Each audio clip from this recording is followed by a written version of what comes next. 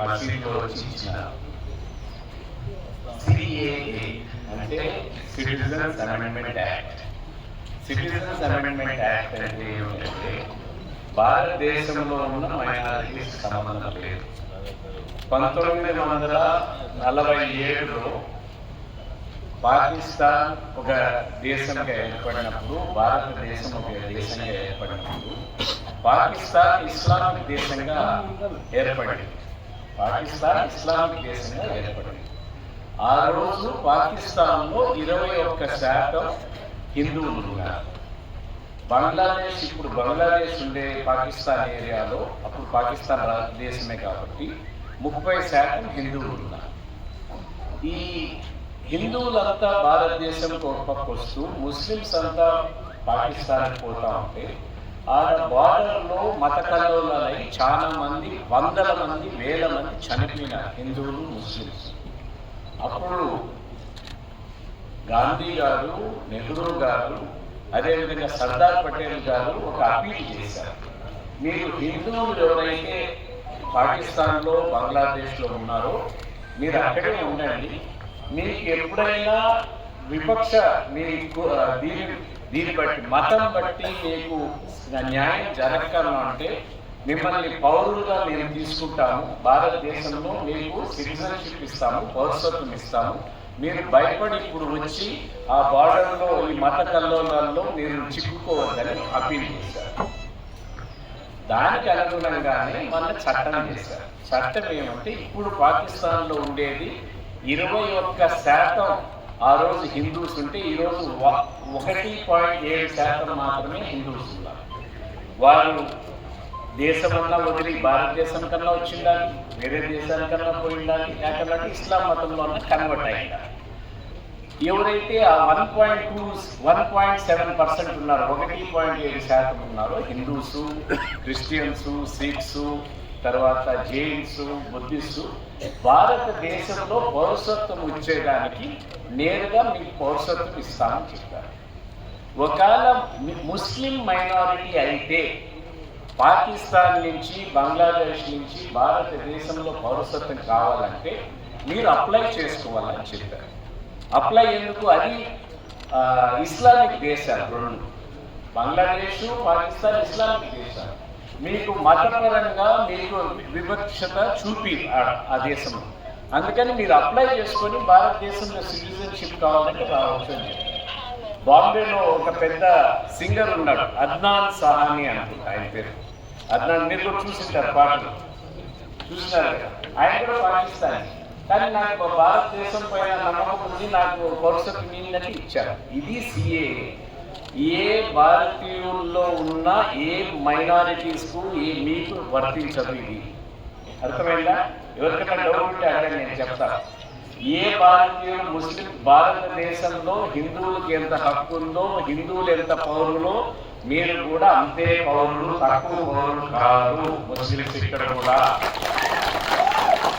So ఎటువంటి ఇబ్బంది లేదు, భారతదేశం ముస్లింస్ సంబంధం లేదు. 2 NRC, national register of certificate. ఇది ఏంటి? మీకు ఆధార్ కార్డు లాంటి. అస్సాం రాష్ట్రంలో ఏమైందంటే, అస్సాం, బెంగాల్ రాష్ట్రంలో పాకిస్తాన్ నుంచి, బర్మా నుంచి, బంగ్లాదేశ్ నుంచి వచ్చే వాళ్ళు ఎక్కువ శాతంలో వచ్చారు.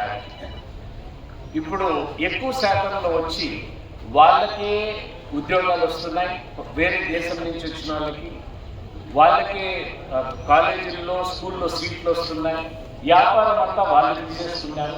భారతదేశ పౌరులు, హిందువులు, ముస్లింలు ఇద్దరు కూడా వాళ్ళు అస్సాంలో ప్రొటెస్ట్ చేసి మన దేశంలో, మేము భారతదేశంలో ఉండే వాళ్ళకి మాకు అవకాశాలు పోతా ఉన్నాయి, ఇది సరైనది కాదు, ఆ దేశం నుంచి వచ్చి మా అవకాశాలన్నీ తీసుకుంటున్నారు, ఇది మీరు ఒక కట్ ఆఫ్ డేట్ పెట్టి ఫలాని సంవత్సరం తర్వాత వచ్చిన వాళ్ళని మాత్రమే భారతీయులుగా తీసుకోండి, లేకుండా ఉంటే వీటిల్లో మాకు ముందర హక్కు మాకు ఇవ్వాలి అని చెప్పారు. అది ఎన్ఆర్సి. ఎన్ఆర్సి మనకేం సంబంధం లేదు, మనకు ఓన్లీ 2 రాష్ట్రాల్లోనే ఇబ్బంది ఉంది ఎన్ఆర్సి.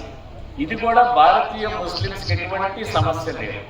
పాకిస్తాన్ నుంచి, బంగ్లాదేశ్ నుంచి, ఆఫ్ఘనిస్తాన్ నుంచి వచ్చిన ముస్లింస్కే ఆ రాష్ట్రంలో ఉన్న అవకాశాలు బట్టి ముస్లిమ్స్ అక్కడ అస్సాంలో ఉన్న ముస్లిమ్స్ కూడా ప్రొటెస్ట్ చేసినారు.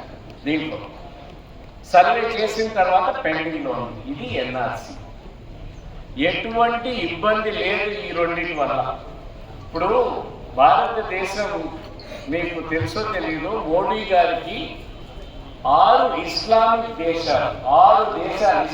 దేశాలు అతి ఎక్కువ పౌరులుగా అతి ఉన్నతమైన పదవి ఏదైతే ఆ దేశంలో ఉందో, మనకు భారతరత్న పురస్కారం 6 ఇస్లామిక్ దేశాలు మోడీ గారికి అటువంటి పురస్కారాలు ఇచ్చారు. ఆఫ్ఘనిస్తాన్ ఇచ్చింది, యుఏఈ ఇచ్చింది, సౌదీ అరేబియా ఇచ్చింది, బెహ్రెయిన్ ఇచ్చింది, తర్వాత పాలస్తీనా ఇచ్చారు. 6 దేశాలు ఇచ్చారు. ఆయన కోరతానే దుబాయ్లో యుఏఈ ప్రభుత్వం 27 ఎకరాలు ఒక ఇది కట్టేదానికి, దేవాలయం కట్టేదానికి ఇచ్చారు. దేవాలయం కట్టాలి 560 కోట్లు పెట్టి. ఆయనకు అటువంటి స్వభావం ఉండే వ్యక్తి అయితే ఇస్లామిక్ దేశాలు ఎందుకు ఆయనకు అతి ఉన్నతమైన పురస్కారం ఇస్తాయి? బాగా ఆలోచన చేసుకోండి. ఎవరు కూడా, ఏ దేశం కూడా 14-15% ముస్లిమ్స్ ఉన్నారు. ఏ దేశం కూడా అభివృద్ధి చెందాలంటే అందరూ కలిసి అభివృద్ధి చెందుతుంది తప్ప ఒకరిని వదిలేస్తే అభివృద్ధి చెందదు. అందరూ కలిసి సబ్కే సాత్ సబ్కే వికాస్ అంటే అదే కారణం. అందరూ కలిసి అందరూ బాగుపడితేనే ఈ దేశం ముందరకు పోతుంది. ఆర్థికంగా మోడీ గారు ప్రధానమంత్రి అయిన రోజుకి మనం 10వ స్థానంలో ఉన్నాం. దేశాలన్నింటిలో మన భారతదేశ స్థానం 10వ స్థానంలో ఉన్నాం. ఈరోజు 5వ స్థానానికి వచ్చాం. 10 సంవత్సరాల్లో 5వ స్థానం. ఉన్నతమైన ఎకనామిక్ పవర్లో మనకున్న ఎకానమీ 5వ స్థానంలో ఉన్నాం. ఈ 5 సంవత్సరాలు మోడీ గారు మన ప్రధానమంత్రి అయితే 3వ స్థానానికి తెస్తానని ఖచ్చితంగా చెబుతున్నారు. 3వ స్థానం తేవాలంటే 14-15% ముస్లింలు వదిలేసి ఎట్లా దేశం ముందరకు పోతుంది? ఇది పూర్తిగా అసత్యము.